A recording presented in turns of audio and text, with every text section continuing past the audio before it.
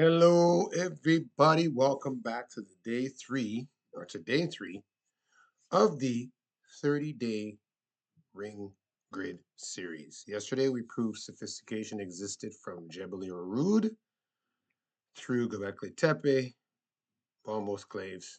What a great time that was, right? You learned a lot from that information. Today, we go deeper. Who were these builders genetically? Where did they disperse? How did they preserve ring knowledge globally? So today we start with Albert Perry, the man whose Y chromosome traces back to 338,000 years ago. 138,000 years older than previously accepted. Isn't that crazy? So that's how much of a gap there is? Wow. So why that's significant, right? Why it's significant that his Y chromosome didn't match any known human haplogroups, right? It diverged 338,000 years ago, right? Because why it's significant is because it confirms that modern humans in Africa were in Africa 338,000 years ago, which predates Jebel Irud by about 23,000 years. So African genetic diversity is far greater than previously understood. This should have been huge news, but it's been minimized. Not sure what reason why it's been minimized, but I think y'all can take a wild guess why. What do you think? Anyway, Albert Perry's lineage is only one of the seeds in our thread. So when we examine the complete picture, we can look at what we call the 9 root seeds. Okay. We find melanated populations establishing presence across Africa, the Middle East, Asia, Europe, and the Pacific and the Americas long before the conventional timelines acknowledge. We'll trace these populations systematically, examine their origins, their dispersal patterns, and the cultural hijackings that attempted to erase their presence from history. We'll focus particularly on regions where the erasure was most systemic or systematic, and that would definitely be in the Levant, ancient Palestine, Iberia, and China. 3 critical nodes in the global grid where melanated root populations were displaced, their cultures appropriated, and their histories rewritten. So we start with Albert Perry. 2013, researchers at the University of Arizona analyzing Y chromosome DNA from a genealogical database encountered something very unexpected. Albert Perry, an African man living in America who had submitted his DNA for ancestry testing, carried a Y chromosome sequence that didn't fit any known human haplogroups. Further analysis revealed that his paternal lineage diverged from all other known human Y chromosome lineages approximately 338,000 years ago. This was extraordinary for several reasons. First, it pushed back the Y chromosome most recent common ancestors, the YMRCA, by over 100,000 years beyond the previously calculated 200,000 years. Second, it suggested that anatomically modern human populations were present in Africa 338,000 years ago, predating the Jebel Irud fossils we discussed yesterday by 23,000 years. And third, it indicated that the genetic diversity within African populations is far greater than previously understood, meaning the African origin of modern humans is both older and more complex than conventional models suggest. Why that? What does this mean for Kemetic Moorish origins? Albert Perry's lineage proves genetic confirmation of what the archaeological record at Jebel Root suggested.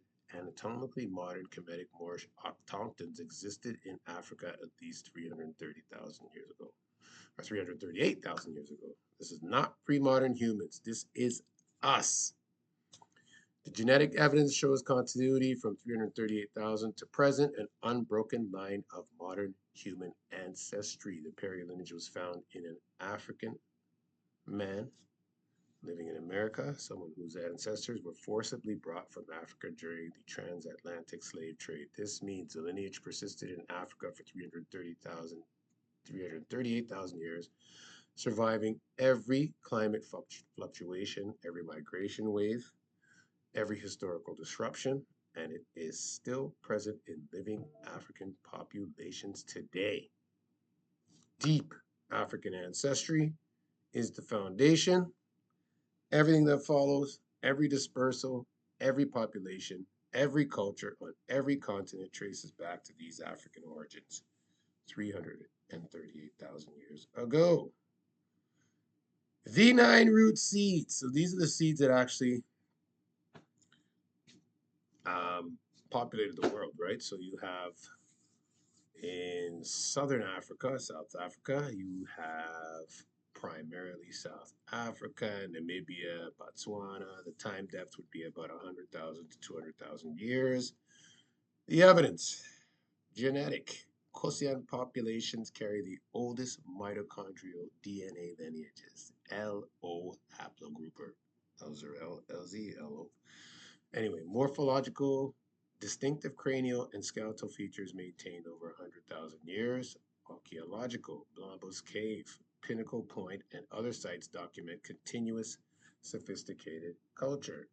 Linguistic, click languages represent ancient linguistic forms. So I actually read something about that where the click language is relatable to the language of the dolphin. I do not I'll get that information for you. I think that actually makes a lot of sense. But that click language is very, very close to the dolphin language, which is very interesting. But I'll get back to you guys on that one. Okay. Khoisan are the oldest continuously existing population on Earth. Their genetic diversity exceeds that of all non African populations combined, indicating extreme time depth. Cultural contributions, rock art traditions spanning 70,000 plus years, sophisticated tracking and ecological knowledge, plant medicine systems, Hudia, Devil's Claw, Muchu, astronomical knowledge encoded in oral traditions. Okay, so that's Khoisan. Rootsie 2, Central African pygmy populations, aka Mputu, Baka, and the Twa. Okay, so the Twa I have a whole thing on the Irish and the 12, but that will be very interesting for you to hear. Don't worry, we'll get to that later on, another day. This is only day 3, so this information will really help you out quite a bit. Okay, um, so the time depth for root C2, the Trois, that would be 60,000 to 100,000 years plus. The evidence is genetic ancient divergence from other African populations, 60 to 70,000 years. Ooh, morphological, adaptive features for rainforest environment maintained over millennia.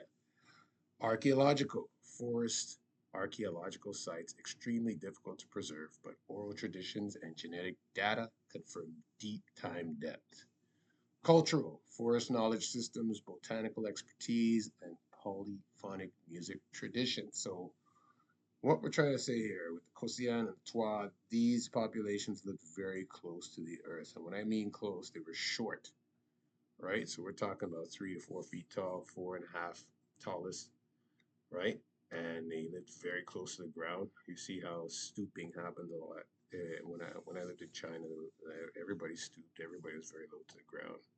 In a lot of instances, when they were instead of standing, they would stoop. This was the way our ancestors actually did it too.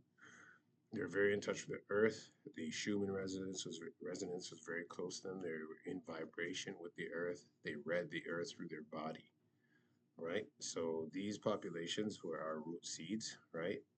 Pygmy populations represent adaptation to Central African rainforest environments and maintained for tens of thousands of years. Their botanical knowledge, so the knowledge of plants, trees, identifying hundreds of medicinal and edible plant species represents accumulated knowledge over millennia. So they didn't just get this knowledge in 10, 15,000 years. This was deep time knowledge, okay?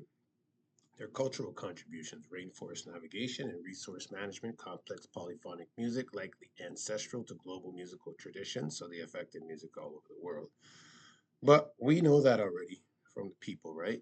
Black people, melanated people, really have that in our blood and it's on our soul because our melanin attaches to that. Okay, our melanin is a very strong quality.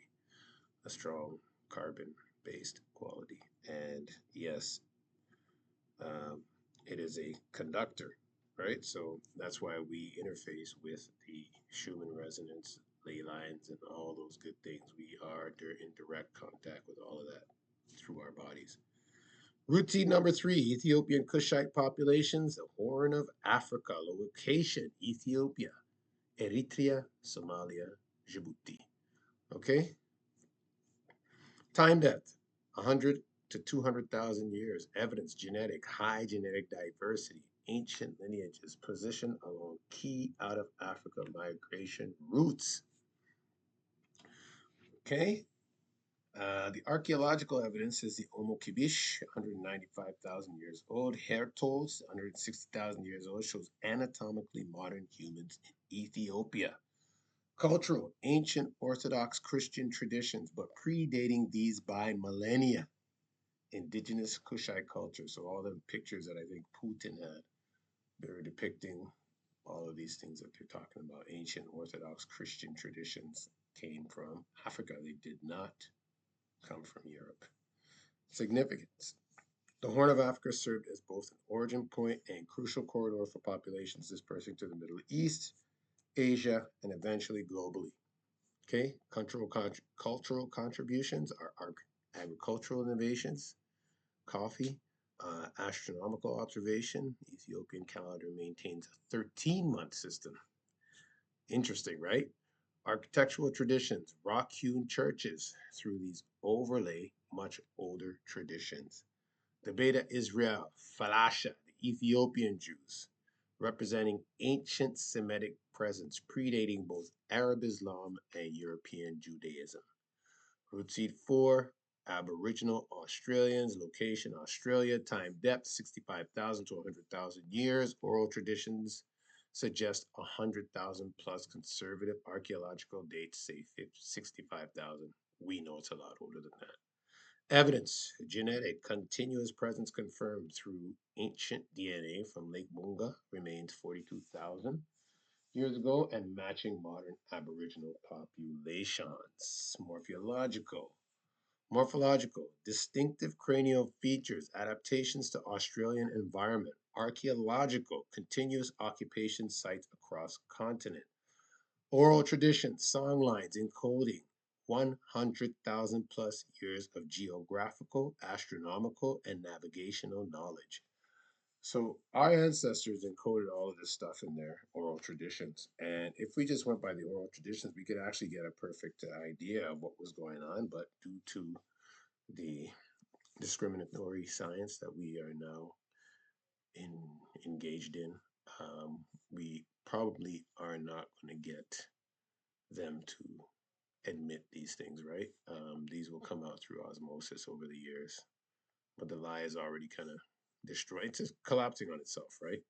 So, anyways, the significance of this is that Aboriginal Australians represent the oldest continuous culture on Earth outside of Africa. Their song lines encode star navigation across Pacific and Indian Oceans, geological events, sea level changes, volcanic eruptions dating to 10,000 plus years ago, astronomical cycles, including precession observations. So they knew about the precession, equinoxes, all that stuff ages ago. Plant and animal knowledge spanning entire continent. They knew all of that. Their cultural contributions, songline navigation systems, encoding grid nodes across Australia, sophisticated fire management control, burning for ecological balance, boomerang and complex dual technologies, dreamtime knowledge systems, encoding deep time geological and astronomical events. Root seed 5, Melanesian population, Papua New Guinea, Solomon Islands, Vanuatu, and Fiji. Location, Melanesia, Southwest Pacific. Time depth 40 to 60,000 years. Evidence, genetic, ancient Denisovan and admixture, indicating presence when Denisovan still existed 50,000 plus years ago. I don't know if I got that word right, but please forgive me if I didn't. Morphological, distinctive features adapted to island tropical environments. What other evidence? Archaeological. New Guinea highland agriculture dates to 10,000 years ago, indicating a much earlier occupation. Cultural. Complex maritime traditions. Kula ring trade networks. Significance. Melanesian populations represent some of the earliest seafaring cultures reaching islands requiring open ocean navigation 40,000 plus years ago. So, for all you people that think there's no connection from Africa to America, you are insane. You are completely insane. You have no idea what you're talking about. Your own people were doing it 40, 50, 60,000 years ago. Just traveling all over the place, all on the coast, open air, open ocean, and you are actually believing the hype from European sources and mainstream sources that we did not connect in Americas with Africa. It's the same people, you guys. Like, come on. Anyway, route seat 6, Andaman Islands. Location, Andaman Islands, Bay of Bengal, between India and Myanmar. The time depth, 50 to 65,000 years ago. Evidence, genetic, extremely isolated population. Diverged from other Asian populations 50,000 years ago. Morphological, retained ancestral features, small stature, dark skin. Archaeological, limited due to island environment, but continuous presence indicated. Cultural, completely isolated until the British colonization in the 19th century. Lord have mercy. Maintained Stone Age technology by choice, right? So they kept their cultural significance by choice. They didn't change it. Cultural contributions, marine resource management, and island environment, maintain hunter-gatherer lifestyle despite proximity to agricultural civilizations and their unique languages, Great Andamanese, Onge, Jarawara, and Sentinelese. Yes. Route 7, the Aeta, Negritos, the Filipinos, the Malaysians, and Thailand. Location, Philippines. Malay Peninsula, southern Thailand. That's for all my my Philippine peoples. Time depth, 40 to 50,000 years ago. Evidence, genetic, ancient diversion from other Asian populations. Morphological, African like features, dark skin, coiled hair, broad noses maintained despite 40,000 years in Asia. Wow. Isn't that crazy? 40,000 plus years. Archaeological evidence. Evidence of early human presence in the Philippines. The Kalo Man. 67,000 years ago through connection to modern Aeta is debated, but we know what the deal is. Cultural, forest dwelling hunter gatherer traditions maintained into modern era. Significance Negrito populations across Southeast Asia represent the original inhabitants before later Austronesian and other migrations. Their morphology clearly demonstrates African origins. Cultural contributions rainforest botanical knowledge, blow dart and hunting technologies, animistic spiritual systems predating organized religion. It's crazy, eh? Root seed 8, the Veda, Sri Lanka, and Dravidian populations. Southern India. This is amazing. So, location Sri Lanka, southern India, time depth 40 to 50,000 years ago. Evidence genetic, distinct lineages predating Indo European arrival. So, what's that saying is that morphological, darker skin, distinctive features different from later North Indian populations, right? So archaeological, continuous occupation of Sri Lanka for 35,000 plus years. Linguistic, Dravidian languages, Tamil, Telugu, Kannada, Malala, Malayalam, I think so, unrelated to Indo-European Sanskrit. All right, so they're making the distinction. Cultural, Indus Valley civilization, 3300 to 1300 before Common Era, likely Dravidian speaking, predating Aryan invasion. Significance Dravidian populations represent the original inhabitants of India before Indo European migrations. The sophisticated Indus Valley civilization was built by Dravidian speaking melanated populations. Cultural contributions: Indus Valley, urban planning, Harappa, Mohenjo-daro. Sophisticated mathematics, zero concept and decimal system, yoga and meditation traditions, predating Hinduism. Yeah, so the Dravidians had that tradition already. Yoga and meditation, that was predating Hinduism, predating the entire culture, right? Tamil literature, Sangam literature, 300 before Common Era, but oral traditions are much older. Root seed 9, the Papuan populations, New Guinea highlands, location, Papua New Guinea highlands and coastal regions, time depth 40 to 50,000 years, evidence, genetic, ancient divergence, Denisovan, admixture indicating 50,000 plus presence, archaeological, independent development of agriculture 10,000 years ago, cultural, maintain isolated highland cultures until 20th century contact, and linguistic, hundreds of distinct languages, more linguistic diversity than entire Europe.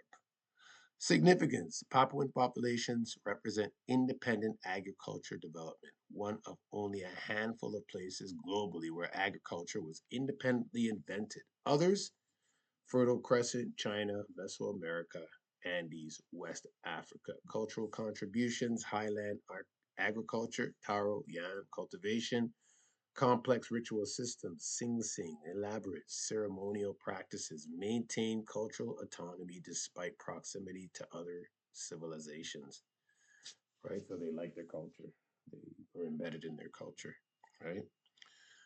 The Chinese root melanated origins of Asian civilization before the Yellow Empire. Chinese melanated foundations. Conventional Chinese history begins with the mythical Yellow Empire. Huguandai, supposedly 2,700 years ago, and the Jia dynasty, supposedly 2070 before Common Era, through though archaeological evidence is debated. This narrative presents Chinese civilization as emerging from native yellow populations indigenous to the Yellow River Valley. The archaeological and morphological evidence tells a different story. Evidence: the Shang dynasty. The Shang dynasty is the first Chinese dynasty with clear archaeological confirmation. What the evidence shows: oracle bone inscriptions. The earliest Chinese writing on oracle bones comes from Shang sites. These inscriptions describe the Shang rulers and their ancestors. Skeletal remains. Analysis of Shang period skeletons from Anyang to other sites shows larger, more robust bone structure than later Chinese populations. Cranial measurements consistent with tropical adapted populations, and features suggesting African or Southeast Asian origins rather than Northeast Asian. Bronze working. The Shang produced sophisticated bronzes, ritual vessels, weapons, tools. Bronze technology appears suddenly in China around 2000 before Common Era without clear developmental stages. This suggests introduction by populations bringing existing knowledge, connection to bronze working traditions from West Asia or Africa, not independent invention, but technology transfer. Cultural practices: ancestor veneration, common in African cultures. Divination practices, oracle bones similar to African divination systems. Elaborate burials with human sacrifice, suggesting elite class from different population. The Jia dynasty question. The Jia dynasty, supposedly 2070 to 1600 before Common Era, has no confirmed archaeological sites definitively identified as Jia. However, the Erluti culture from 1900 to 1500 before Common Era in the Henan province may represent Jia remains. Skeletal analysis Skeletal analysis from Erlitou shows morphological features suggesting connections to southern, Southeast Asian, and Pacific populations, not clearly ancestral to later Han Chinese populations. Possibility of Austronesian or Melanesian connections. The Bronze Age collapse and population replacement. Around 1200 to 1000 before Common Era, the Bronze Age collapse affected civilizations across Eurasia. In China, this period marked transition from Shang to Zhou dynasty, which was from 1046 to 256 before Common Era. The Zhou dynasty represents a different population, which originated in the Wei River Valley, different from Shang Yellow River base. Skeletal remains show more Northeast Asian features, claimed to overthrow corrupt Shang rulers, possible ethnic conflict framing. Right, so no, it was told that they overthrew a corrupt Shang ruler dynasty. But what likely happened, I think, earlier melanated populations, the Shang and their predecessors, were displaced or absorbed by later Northeastern Asian migrations. The Zhou established themselves as dominant, and subsequent Chinese historiography was written from their perspective. Overlay, right? The Jomon connection, Japan's melanated origins. Before we leave East Asia, we must address Japan's Jomon culture, which is 14,300 before Common Era.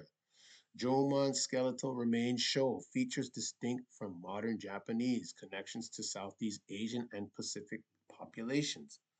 Possible Ainu ancestry, indigenous Japanese population with distinctive features.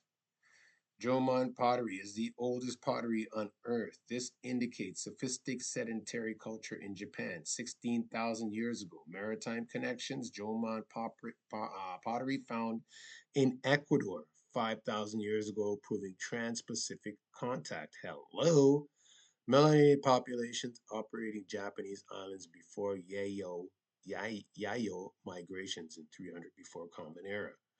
They brought rice, agriculture, and Northeast Asian genetics. The Ainu people, indigenous to northern Japan, Hokkaido, preserved some Jomon ancestry and maintained oral traditions of being original inhabitants displaced by later Yamato Japanese populations. The summary: China's melanated foundations. The archaeological evidence suggests phase 1, 40 to 10,000 years ago, original melanated populations from Southeast Asia Pacific entered China and established presence. Phase 2, 10,000 to 2,000, these populations developed agriculture, rice in Yangtze, millet in Yellow River, bronze working, early writing systems with the Shang. Phase 3, 2000 to 1000, Northeast Asian migrations begin displacing or absorbing earlier populations, the Zhou displacement of Shang.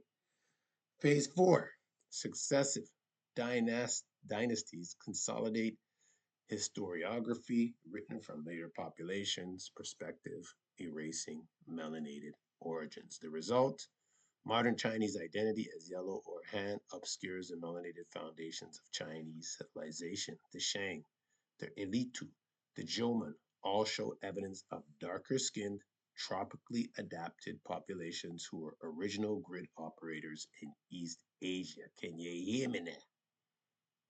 So, this information is actually critical because I got to tell you, it really shows you just how much energy they put into erasing this information. It is insane. Just have a look at some of the. So in my last 2 days of information, I didn't do the slides until the end. I am going to incorporate the slides much earlier this time because why not, right? It's here to show. Right again. So this is kind of like the out of Africa autochthonous reality. So really, what you should do actually is read some Cheikh Anta Diop. Wow. So the migration history and all his evidence that he took to UNESCO are really important. You need to read his stuff if you're a really serious Black historian. Okay, he gives you a lot of information before a lot of other people. Like, I mean, a lot of people tried to refute it, but they didn't come with their own theory. They just said, yeah, no evidence, no this. They just kind of criticized him, but didn't come out with anything that was substantial. So his information remains. So again, you got your 9 root seeds, the biological repositories, Khoisan, Central African Pygmy, Ethiopian Cushite, the Pacific expansion, Aboriginal Australian, Melanesian and Papuan, and the Asian continuity, anomalies, Aida, Negritos, Veda, and Dravidian. These groups served as genetic and cultural repositories for grid science, maintaining the one human family connection across vast distances. Wow. And here you have the continuous chain of stewardship all over the Earth's energy centers, right? So remember we were talking about the grid nodes, right? These are all over the place. These all the traveling. We were just all over the place. We did not sit still. We still can't sit still. You know that. Come on, man. So here we are again, node focus, the Kemetic Levant, right? The Levant. So this is anatomically modern humans, date 100,000 years ago. Population, Kemetic. I put Canaanite in practice and Natufian, okay, because I don't like to use the word canon, okay. Uh, those are newer words. I think Kemetic will do just fine.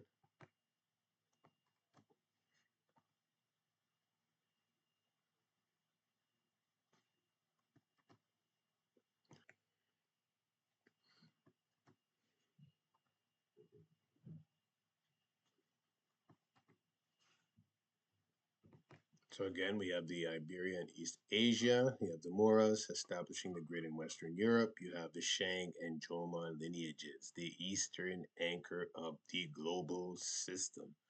The grid civilization was not limited to the equatorial belt. The one human family established presence on every continent. So this grid is around the entire globe. Like I was telling you before, this is Atlantis, the Atlantis grid that everybody talks about, Atlantis, right? They don't realize that Atlantis was a global community. It was not regional. Okay, now let's move into part 4. Okay, the Iberian route, the Moras, and the Moorish foundations of Europe. This is very interesting, y'all. Okay, so when most people hear Moors, they think of the Islamic period in Iberia, 711 to 1492 Common Era. But the name Moor and the melanated presence in Iberia predates Islam by tens of thousands of years. The Moors, the pre Islamic melanated builders. Portuguese and Spanish folklore preserves extensive traditions about the Moras, feminine or moros, masculine. Okay, described as dark skinned people, ancient builders, possessors of secret knowledge, builders of megalithic structures, dolmens, standing stones, castros, living in Iberia before the Christians came. These are not Muslim Moors who arrived in 711 CE. These are pre-Christian, pre-Roman, pre-Celtic populations. The archaeological evidence: Iberian megalith culture, 6,000 to 3,000 years ago. Dolmens, stone burial chambers, over 6,000 documented in Iberia. Passage graves like Newgrange in England, but earlier. Standing stones, menhirs, astronomical alignments, solstice markers. These structures predate Indo-European arrivals by thousands of years. Who built them? Well, the skeletal evidence says Neolithic Iberian remains 6,000 to 3,000 years ago show morphological features distinct from later Celtic and Germanic populations.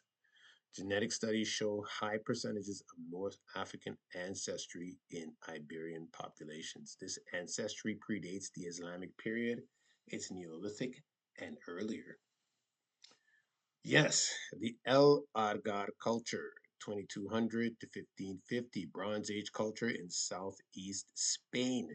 Sophisticated urban settlements, advanced metallurgy, skeletal remains show Mediterranean or North African morphology. Right? They black. You understand, right? Anyway, sophisticated urban settlements, advanced metallurgy, which will be known in our culture for many years, for a long time. Skeletal remains show Mediterranean North African morphology, evidence of social hierarchy and specialized labor. Roman sources on Iberian Ethiopians. Roman historians describes populations in Iberia as Ethiopians meaning burnt-faced people, dark skin, predating Celtic invasions, indigenous to the land. Strabo and other classical sources describe Iberian populations with African features. These were not recent arrivals, they were autochthonous populations the Romans encountered. The Islamic period, the cultural overlay, not the origin. 711 North African Moors, Berbers, and Arabs cross into Iberia, establishing Al Andalus. Critical point. This was not the first arrival of melanated populations in Iberia. This was a migration of Muslims into land already inhabited by melanated peoples, the Moras, ancient Iberians. Okay? They were already populated by the Moras. Cultural and religious conversion of indigenous populations, political consolidation under Islamic rule, and continuation of building traditions that were already ancient. The Gothic architecture, the astronomical knowledge, and the agriculture innovations attributed to Islamic Spain were largely continuous and refinements of knowledge already present in Iberia for thousands of years, now organized under Islamic political and religious framework. So you have to understand something. The people are still building, same people, same knowledge, except they put the Islamic and Muslim overlay on top of it to make you think that that was the new Pale Arab population, and it was not. This was built by the Moors. You understand? For a long time, all the way up to 1492, all that stuff. Okay, Cordoba, everything. The Christian Reconquista systematically erased Moorish presence. Do you understand? So this was done by the Christians. Physically expelled or forcibly converted to Islam. So either you leave and get out or you convert to Islam, right? Cultural, they destroyed libraries, universities, and astronomical records. This is like, honestly, like you guys don't understand, right? This region had like 1,300 years of slavery.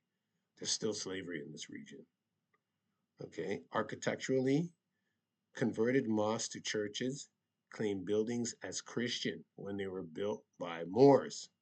Historical, they rewrote history to present Moors as foreign invaders rather than continuations of ancient Iberian black populations. Whew. Result, modern Iberian identity is now European and white and obscures the melanated foundations. The Moras, the pre Islamic dark skinned builders, were written out of history, and that's why y'all don't know about them. The Islamic Moors were presented as foreign invaders rather than as cultural inheritors of ancient Iberian traditions. Okay, so you have your Moors, and then you have your Islamic Moors, which are what you would call your Arab, Pale Arab population right now. And they basically invaded and inherited the culture of ancient Iberia, which was Black Moors or Moras, right? The Levant, Palestine's melanated origins and the hijacking. Listen to this one. So, the land before Palestine.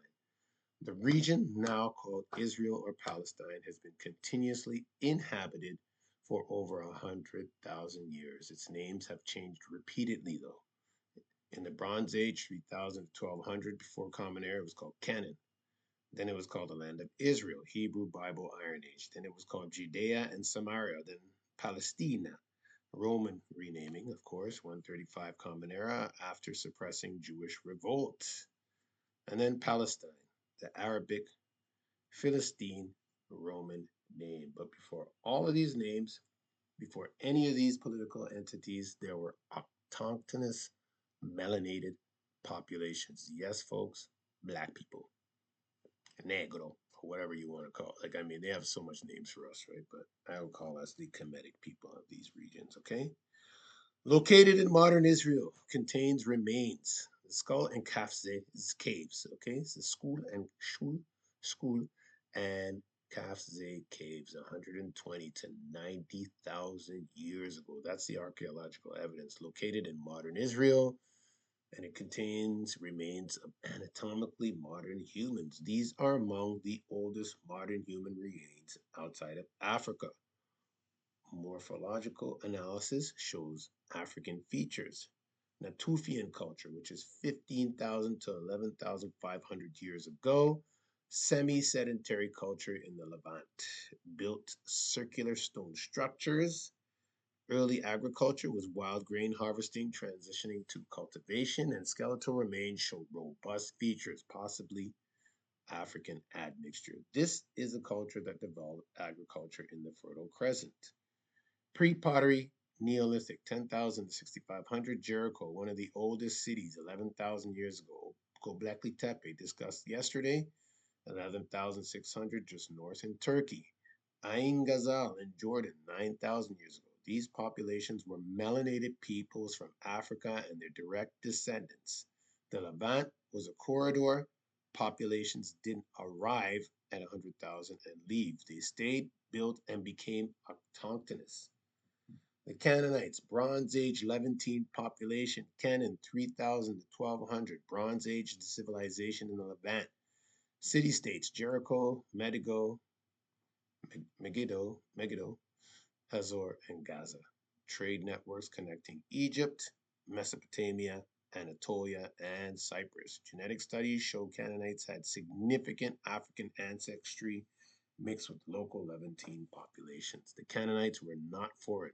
They were descendants of populations who had been in the region for 100,000+ years. So those are your melanated autochthons living in this area for 100,000 years. Their culture included advanced urban planning, alphabetic writing or Phoenician alphabet, ancestors of the Greek and Latin alphabets.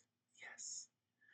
Maritime trade. Phoenicians were Canaanites from coastal cities. Agricultural innovations. The Hebrew arrival and conquest narrative. The biblical account, Genesis to Joshua. Hebrews as pastoralists from Mesopotamia, Abraham from Ur, sojourn in Egypt, Exodus and conquest of Canaan, supposedly 1400 to 1200. Archaeological reality, no evidence of massive conquest as described in Joshua. Hebrew Israelite culture emerges gradually in the highlands 1200 years ago, likely a subset of Canaanite population differentiating themselves culturally and religiously. Genetic studies show modern Jews and Palestinians share common Levantine ancestry, both descended from ancient Kemites, Canaanites. The conquest narrative in the Bible served political purposes, establishing divine right to the land, differentiating Hebrews from Canaanites, though they were likely related, justifying displacement of existing populations. So that's what they did basically. The key point, the Hebrews did not arrive to empty land. They emerged from displaced populations that had been there for over 100,000 years. The Falasha, Beta Israel, Ethiopia's ancient connection. The Beta Israel, known pejoratively as Falasha, are Ethiopian Jews who claim descent from the tribe of Dan, one of the 12 tribes of Israel, the union of King Solomon and the Queen of Sheba, or pre-Christian Ethiopian monotheists who later adopted Jewish practices. So genetic studies show Beta Israel are primarily Ethiopian with minimal Middle Eastern ancestry, meaning their Judaism is cultural religious, not based on migration from Israel.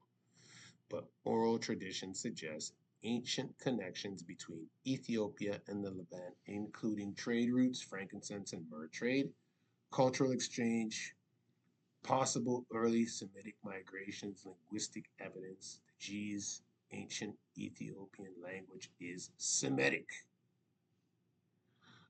Black. Like all this is just, it's melanated stuff. It's all melanated culture. Eh? The significance. The Beta Israel represent one possible continuity of ancient Kemetic speaking populations who maintain Jewish religious identity outside the Levant. Their Ethiopian location connects from them to the Horn of Africa root populations. The claim that the Levant belongs to the Beta Israel more than others is complex. What is clear is autochthonous populations, the Tufians, have 100,000+ year presence in this region. Hebrews emerged 3,200 years ago, likely from a Canaanite substrate. Arabs arrived with Islamic expression 1400 years ago. European Jews began returning with Zionism 140 years ago. Time death matters for autochthonous claims. The deepest roots belong to the melanated populations who were there 100,000 plus years ago, whose descendants include modern Palestinians, Mizrahi Jews, and potentially Beta Israel if ancient connections are verified. The Arab arrival and Islamic period. 636, Arab Islamic conquest of the Levant, taking it from Byzantine control. The critical point, Arabs did not encounter empty land or only Jews. They encountered mixed populations of Byzantine Christians, many descended from ancient Kemetic converted to Christianity. And the Jews descended from ancient Israelites and Canaanites. Samaritans, another group claiming Israelite descent, and various minority populations. The Arab conquest brought Islamic religion and Arabic language, political control over various caliphates, cultural influence from broader Islamic world over centuries, conversion and intermarriage, creating Palestinian Arab identity. But genetically, modern Palestinians show continuity with ancient Levantine populations, the Canaanites and the Natufians. They are not foreign Arabs who arrived in 636. They are descendants of ancient populations who adopted Arabic language and Islamic religion. So it's an overlay again. So these two populations are fighting over land that neither originated. The Israeli-Palestine conflict is often framed as Jews returning to ancient homeland and Arab as occupiers who arrived with Islam. But the genetic and archaeological evidence shows both modern Palestinians and Mizrahi Jews are largely descended from ancient Canaanite populations. Both have legitimate claims to long-term presence. Palestinians through continuous residence and Jews through cultural religious continuity, even during the diaspora. Neither are the deepest autochthonous population that belongs to the Natufian and early melanated populations 100,000 years ago. European Ashkenazi Jews who founded modern Israel have predominantly European ancestry with some Middle Eastern admixture, making their claim more cultural or religious than genetic or autochthonous. The hijacking. Both Arab Muslims and European Jews claim exclusive rights to land that was originally inhabited by melanated populations from Africa 100,000 years ago, whose descendants include elements of both current populations but whose distinct identity as original inhabitants has been erased by successive cultural overlays: Hebrew, Greek, Roman, Christian, Arab, Ottoman, British, and Zionist. What the land was called before Palestine chronologically? No unified name inhabited by earlier modern humans from Africa. Natufian is probably the closest. No unified political name. Various local territories. That's 15,000 to 3,000, 3,000 to 1,200. We have Canaan, Bronze Age city-states. 1,200 to 856, land of Israel, Judah, Israelite kingdoms. 586 to 332 under Babylonian, then Persian rule. 332 to 63 before Common Era under Hellenistic Greek rule. Then the Romans, 63 to 395, Roman rule called Judea, renamed Palestinia after 135, 395 to 636, Byzantine Eastern Roman rule, 636 to 1099, Islamic rule called Philistine, 1099 to 1291, Crusader states called Kingdom of Jerusalem, 1291 to 1517, the Mameluke rule, 1517 to 1917, the Ottoman rule, 1917 to 1948, British Mandate of Palestine. That's when the British came in with the Balfour Declaration. And 1948, the present, Israel, Israel for Jews, Palestine for Palestinians. The original inhabitants, the Natufians, the melanated populations did not call it any of these names. These are all names imposed by later political entities. The land itself the electromagnetic grid node it represents predates all of these political constructs by 100,000 years. Y'all fighting over land that is 100,000 years inhabited by Melanites. The overlay again, okay? So, the dispersal pattern from Africa to everywhere, the timeline of global Kemetic Moorish expansion.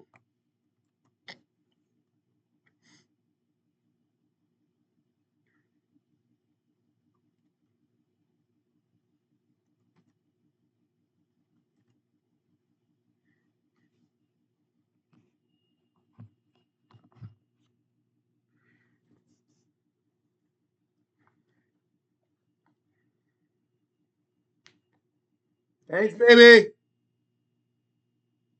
Thank you.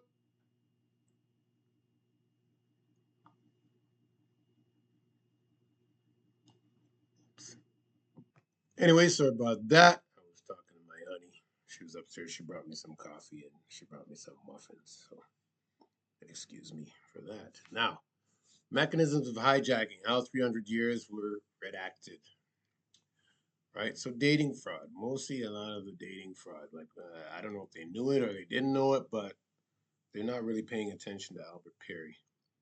And they really need to because this was evidence and major evidence, right? So, what we're looking at too is the Moorish, the gatekeeping, right? Labeling ancient knowledge as myth, Gothic and Islamic when it's actually Moorish. So we're branding, renaming populations to break legal land claims and sever ancestral connections. That's what it's all about, yo.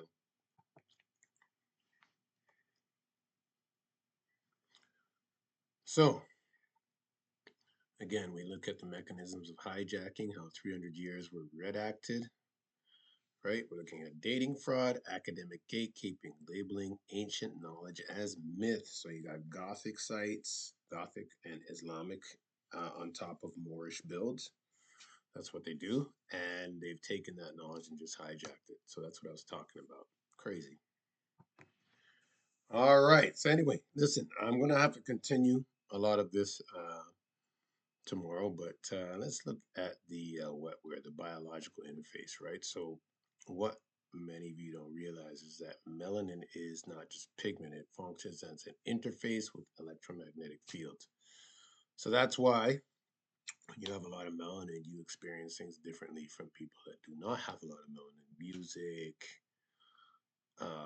the different sites. Um, but melanin, like I said, it's not a color, right? So sometimes, you could have melanin in your skin. It may not be very dark, but you could have it genetically, right? So it's a very weird. Um, I don't even know what to call it, but it's magical, right? Neuromelanin is a signal processor. Melanin is it's a biological conductor, semiconductor, and your skin is a full spectrum absorption. So basically, when we go to these sites, and because we do invocation, so all the stuff that they say about voodoo and all that stuff, don't believe the hype, bro. Like, I mean, spells and spells, or all those things are real. Um, Black magic, white magic, all that kind of thing. Our ancestors knew about Earth. They knew about Earth's connection to nature, and they knew about our biological interface to nature. They knew how to meditate with nature. They knew how to use nature to do all sorts of things, right? They learned about the possession through nature. They learned how to eat and build through nature. So our biological interface to the copper grid is extremely important. When we go to these sites and we meditate, we actually connect with that site and its memory and its energy, right? That's why these sites are so important, and they're all over the world, by the way. But the ancient anomalies tend to be built on nodes or areas that are highly electromagnetic. So our body interfaces with those places, and that information was actually very, very protected.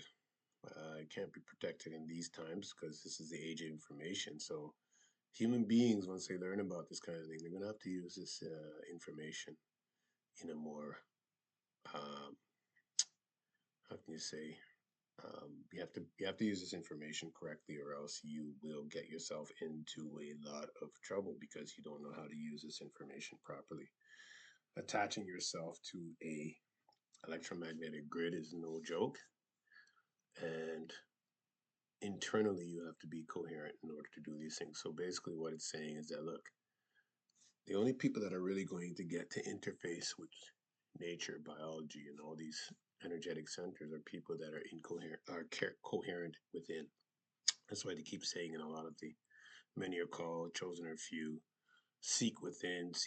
All of the ancient teachers say seek within first. That's because they understood the biological interface of the human to nature. Get it? Anyway, that's the culmination of day 3. Thank you very much for showing up to the Rig and Grid Framework, day 3 of the Black History 30-day summation, right? So tune in again. We'll continue with some of that information about the 9 root seeds and how they dispersed throughout the world. So that way you understand where everybody went from Africa and what that actually means to the entire world's structure. Okay? This is really important information, yo. So if you have any questions, I think that we haven't been set up in the comments yet, but I'll set it up in the comments and I'll get you all sorted. Okay? If you have any questions. Anyway, thanks for tuning in. Take care of yourself. Have a great Black History Month. We'll see you in day 4 mañana. Take care.